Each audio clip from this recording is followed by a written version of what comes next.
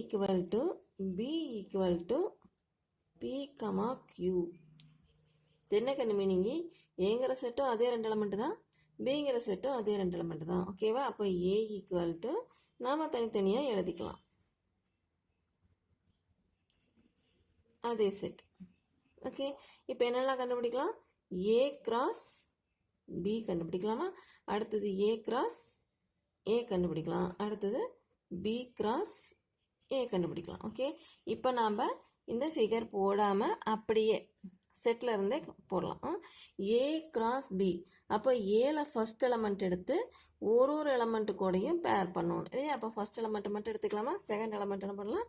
எப்படி மறைச்சு வச்சிடலாம். ஓகே, பாருங்க, பி கமா பி, அடுத்து பி கமா கியூ. ஓகேவா? அடுத்தது ஏல செகண்ட் எலமெண்ட் எடுத்து ஒவ்வொரு எலமெண்ட் கூடயும் மேப் பண்ண போகிறோம். அப்போது Q comma P, Q comma Q இல்லையா கண்ணு? Q comma P, Q comma Q. புரிஞ்சுதா?